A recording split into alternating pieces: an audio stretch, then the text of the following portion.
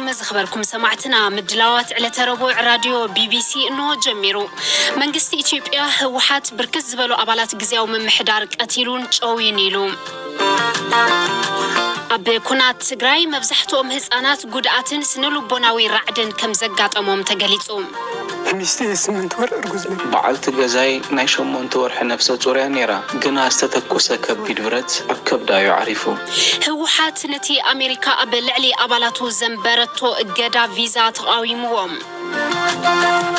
أب مونغو ود بالدراس نحق إنيا ديمقراسين كوميشن بورد مرز أن تفتيرو زلو زي مكداو زبلن حات ارتزيناتات زعلتنا اللونا لا ينتقاب كتكتاتولنا عد مكم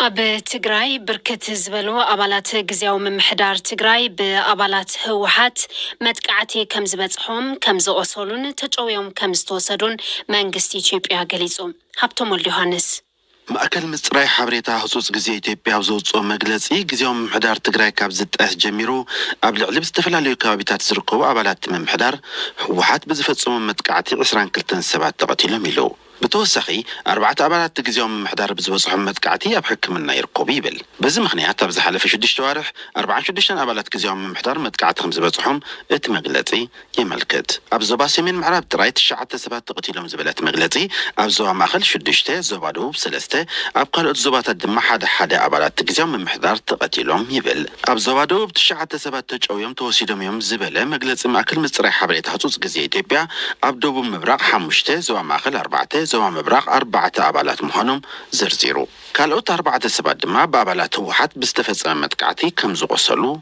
أملكيتو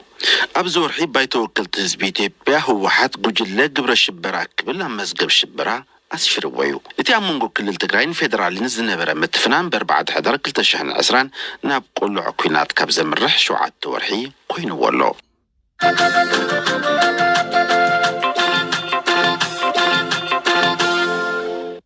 منجستي إثيوبيا تعويتلو إزبلو تي أب تجراي استولع كونات حزون نزحلفو شوعات أوارح يقتلي زلوم بمليونات صوصرو زيغاتات حصوص حاجز كم زدليوم يقلتس أب استفلاليو كبابتات تجراي حزون وقئ يقتل بمهلاو دما بأشحات صوصرو هزاناتن عبيتن كاب مربتهم تمزابيلهم أب مسألة مأخلات يركبو مبزحتهم قدعاتن سنلبوناوي رعدن أقاتيمواميو وجئي كايدلو كابزلو كبابي 5 كيلومتر رحيقة أب تركب مايك نتقال زركب مسألة تمزابل تزركبو أيتا أرقاون أيتا فسهان كاب السدرؤم تنتسيلوم يوم نيو طانبت ياو انكدي نحنا كابتي دبداب هيوتنا نمدحانينا كاب جزانا واتينا قنا يملتنان ياو فينا تسوق خيد مسرع ناس تاينا نحنا دعو جزاينا إنا حاسينا بيك ساعة كل زي طبعات كوز احنا يزيد قمت ينورنا روزرقن احنا خاو جزا أو خمسة نحنا كم حشنا نيرو ونزجر ما خال ورخا أب مايك نتقال أب تركب قشات بحيلتات إثيوبيان مشارختهم سراويت إيرتران بستفز أمامتك عت الدبدب 10 سبات كم زموت دما يقلتهم نودو لجي مستي اسمنت ور أرجوز نبر زفتو ودي بعلت جزاي نايشون منتور حنفسه صورة نيرة شابو نود 3 عامت ودي حزيلا نيرة جنا استتكوسة كبيد برت أكب دا يعرفوا تهدو على إني عرفه أنت ولادتي بتمرام غير مريم تبال بعلتي هيمانة غورو ود حفتي أبش ولا أرجع أو شنطرة عدا بتاورو يمني ربكاورو تحاويهم كجزء هذه ما مستحوي ما ود حاب بيقول داويت حاجوست عليه بعلتي تو أبرهت رهنا مسكت دقة حدا نشين أبش رايت أرسيما زي حنسا حدا بتاورو قلت وصيحهم BBC مسكر زوم سدرا قدات كاب غازيتينيا أخبرت قبر مدني رخيبوه تفتي مستبهالو متقعتتات قنا ملؤ بملؤ من رقاقات كبيديوم بسنكز كونات بزوحات نسها الزيقاتات يقودو كمزلو أب تكال الدوب الوحا خايم تسرح ماريا كارمن تقلت مايك نتالي one of مايك نتقال نأوارح بزقصله كينات كبيد قدقات كاب مونغوز بزحن كتماتاتيا نايقت كتماتات كاب مونغوز بحالاونيا بزحزن ملكو بسنكز كينات زوم سبات زيوم أقلقلوت عنا كواكرخ بكالون تال تريفو أخلك أرب أفاوسيلن بزحات مأخلات عنان مسارح حكمنان عن يوم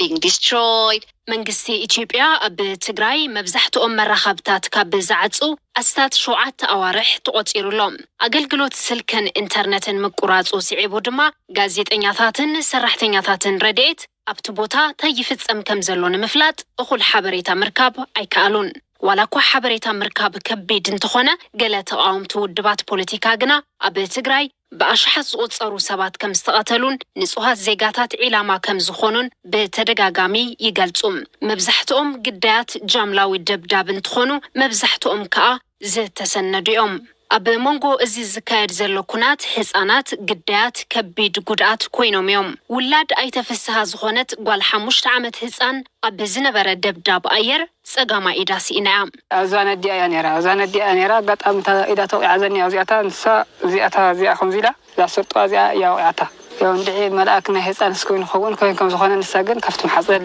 ተቆሪፃ ለጢዋ ዝኾነት ህፃን ቆልዓ ነራ ኣብቲ ከባቢ ምስኣተ ሒዛት ኣሃዲማ ካብኡ ገሊሳ እዚኣ እውን ወውቃ ምስ ተበለ እዚኣ ንወይና ሃዲማ እቲኣ ከዓ ንወይና ሒዛታ ከይዳ ብእውንን እየ ድሕሪ 2 መዓልቲ እየ ምፅያን እዚኣ ዝኾነት ናታ ህፃን ንሰምዖያ ኣላ ጓል 5 ዓመት እውነይ 2 መዓልቲ ኣብ በረኻ ንየ ሃዲመን የረኸብየን ድሕሪ 2 መዓልቲ ትዝነበረ ሬሳና ቀቢርና ኢና ደሊኣ ልሽ እየ ምፅየን ኣብ ትግራይ ካብ ዝርከቡ ሆስፒታላት እቶም 70 ሚእታዊት ዝዓነው እንትኾኑ ልዕሊ 1.7 ሚልዮን ህዝቢ ከዓ ካብ መረበቱ ተመዛቢሉ እዮም ልዕሊ 4.5 ሚልዮን ህዝቢ ድማ ህጹጽ ሓገዝ ምግቢ የድልዮም ኣብ ዓለም ለኸ ኮሚቴ ምድሓን ትሰርሕ ማዲሃ ራዛ ምስ ትግራይን ሱዳንን ኣብ ዘዳው ማዕስከራት ተመዛበልቲ ተዓዚባ እያ ብዘጋጠሞም ጭካነ ዝረዓዱን ስነ ልቦናዊ ሓገዝ ዘይረኸቡን ብዙሓት ህፃናት ናብተን ማዕስከራት ይኣትዉ ከም ዘለዉ ድማ ትገለጽ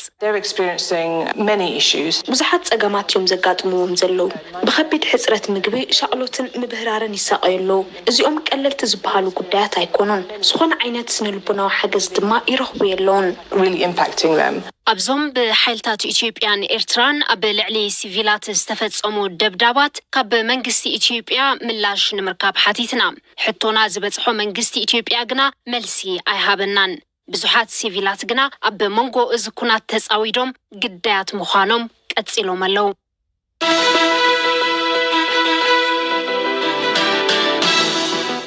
ሕዚ ድማ ሓፀርቲ ዜናታት ክነግረኩም ሓይልታት ኤርትራ ኣብቲ ኣብ ትግራይ ተወሊዑ ዘሎ ኩናት ቅመማዊ መጥቃዕቲ ከም ዘካየዱ ሚኒስትር ዜናት ሃገር ገሊጹ ነቲ ብእንግሊዛዊ ጋዜጣ ቴሌግራፍ ዝወፀ ፀብጻብ ብመገዲ ትዊተር ሓሶት ክብል ዝገለጾ የማነ ገብረ መስቀል ኤርትራ ጻዕዳ ፎስፎረስ ኮነ ካልእ ቅመማዊ ኣጽዋር ሒዛ ከም ዘይትፈልጥ ሓቢሩ ኣብ ዝቐነ ጋዜጣ ዴይሊ ቴሌግራፍ ሓይልታት ኢትዮጵያን ኤርትራን ቅመማዊ መጥቃዕቲ ከም ዘካየዱ ምጽብጻዊ ይፍለጥ ኣብ ኤርትራ 4 ተወሰኽቲ ሰባት ኮሮና ቫይረስ ከም ዝተረኸቦም ሚኒስትር ጥዕናት ሃገር ሓቢሩ እቶም ሎሚ ምርመራ ዝተገበረሎም ዜጋታት ኣብ ዞባታት ማእኸል ጋሽ ባርካ ሰሜናዊ ቀይሕ ባሕርን ደቡብን ኣብ ዝርከቡ መወሸበ ማእኸላት ዝተረኸቡ እዮም ዛጌድ ኣብቲ ሃገር 3988 ከም ተለኸፉን 14 ከም ዝሞቱን ይግለጽ መራሕቲ ፖለቲካ ሶማልያ ኣብ ጉዳይ መረጻ ስምምዕ ክገብሩ ይቀራረቡ ከም ዘለዉ መንግስቲ ሓቢሩ ኣብ መንጎ መንግስትን መራሕቲ ዞባታትን 4 መዓልታት ዝወሰደ ልዝብ ይዛዘም ከም ዘሎን ጽባሕ ሓደ ስምምዕ ብወግዒ ክፍረም ምዃኑን ኣፈኛ መንግስቲ ሓቢሩ ኣብ ናይጄርያ ኣብ ሩባ ኒጀር ትጓዓዝ ዝነበረት ጃልባ ጥሒላ ብ10ታት ዝቁጸሩ ሰባት ሃልዋቶም ጠፊኡ እታ ጃልባ ዝበዝሑ ቆልዑን ደቂ ኣንስትዮን ዝርከብዎም 167 ጽዒና ከም ዝነበረት መስኻኽር ዓይኒ ተዛሪቦም ዛገድ 22 ሰባት ጥራይ ከም ዝደሓኑ ተረጋጊጹሎም ሰመዚ ጥዕና ኣሜሪካ ምንጭ ኮቪድ-19 ንምፍላጥ ዝካየድ ዘሎ ምርመራ ግልጽነት ዘለዎ ክኸውን ውድብ ጥዕና ዓለም ኣፍሊጡ እቲ ቫይረስ ኣብ ቻይና ካብ ዝርከብ ቤተ ፈተነ ምውጽኡ ዝተፈላለዩ ሓበሬታታት ከም ዘመልክቱ ማዕኸናት ዜና ኣሜሪካ ይገልጻ ኮቪድ-19 ንፈለማ እዋን ኣብ ታሕሳስ 2019 ኣብ ቻይናዊት ከተማ ውሃን ከም ተረኣየ ይዝከር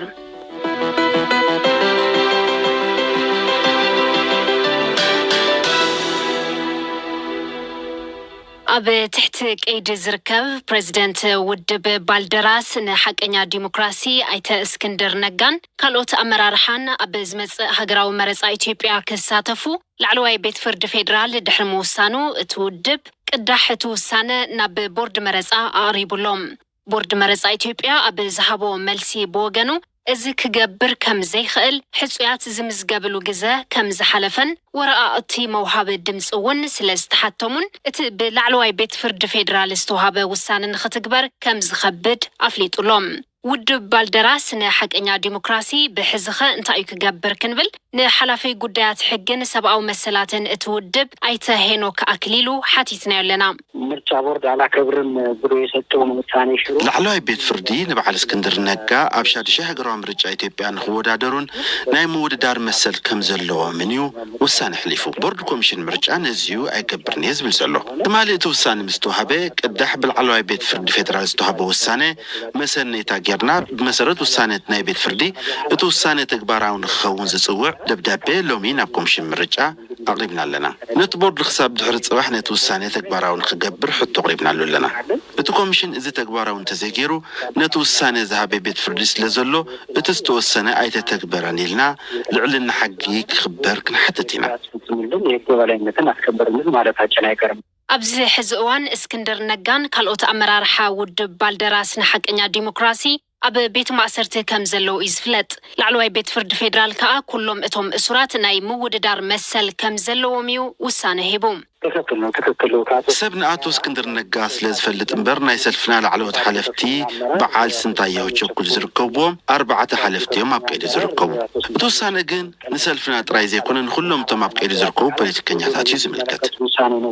ኣይተ ሄኖክ ኣክሊሉ ኮሚሽን ቦርድ መረፃ ነቲ ውሳነ ቤት ፍርዲ ከተግብሮ ከም ዘጸግሞ ድሕሪ ምግላጹ ውድብ ባልደራስ ንሓቀኛ ዲሞክራሲ ናብ ቤት ፍርዲ ተመሊሶም ጥርዓኖም ከም ዘቕርቡ ገሊጾም ኣለው ነዚ ኣመልኪትና ንኣቦ ወንበር ኦሮሞ ፌደራሊስት ኮንግረስ ዶክተር መረራ ጉዲና ሕቶን እቶም ተኣሲሮም ዘለዎ ኣባላትና ይፈትሑ እምበር ይወዳደሩ ዝብል ኣይኮነን ኢሉ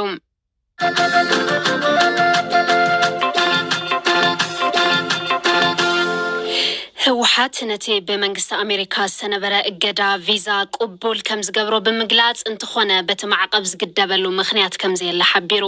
ህወሓት ነቲ ምምሕዳር ጆ ባይደን ኣብ ልዕሊ መንግስታት ኢትዮጵያን ኤርትራን ቁጠባውን ዲፕሎማስያውን ማዕቀባትን ስጉምትታትን መውሳድ ምጅማሩ ከም ዝንእድ ገሊጹ ተስፋ ለማርያ ህወሓት እቲ በኣሜሪካ ዝተወሰነ ናይ ቪዛ እገዳ ንኣባላቱ እውን ይምልከት እዩ ዝብል ውሳነ ከም ዘይቅበሎ ፍሊጥሎም ንመራሕቲ ህወሓት ብገበን ዝኸሱ ሰብ መዚ ፌደራላዊ መንግስቲ ኢትዮጵያ ንውድብ ህወሓት ከም ፖለቲካዊ ሰልፊ ድሕሪ ምስራዞም ኣብ ዝቐረባ እዋን ኣሸባሪ ጉጅለ ዝብል ውሳነ ምሕላፎም ይፍለጥ መራሕቲ ህወሓት ግን ብህዝቢ ዝተመርጹ ምዃኖም ብምምጓት ክሳብ ሕጂ ንገዛእ ርእሶም መንግስቲ ክልል ትግራይ ብምባል ክገልጹ እዮም ስምዑ ኣብቲ ሎሚ ዝወፀ መግለጺ ህወሓት ዝፈጸሞ ገበን የለን ጥራሕ ዘይኮነ ንባዕሉ ከም ኣካል ህዝቢ ትግራይ ተጠቃዓይን ግዳይ ወራርን ምዃኑ ምምሕዳር ጆ ባይደን ዓለም ለኸ ማሕበረሰብ ፈተውትን ደገፍትን ቃልሲ ህዝቢ ትግራይን ክፈልጥዎ ይግባእ ክብል ኣረዲኡ ወረድቲ ሓይልታት ክብል ዝገለጾም መንግስታት ኢትዮጵያን ኤርትራን ንኸምሲዩም መስፍንን ስብሓት ነጋን ዝበሉ ገዳይም ተጋደልትን መራሕቲ ህወሓትን ብምቕታል ኮነ ብምእሳር ወያነ ተደምሲሳ ምባሎም ህዝባዊ ወያነ ሓርነት ትግራይ ተጠቃዓይ ምዃኑ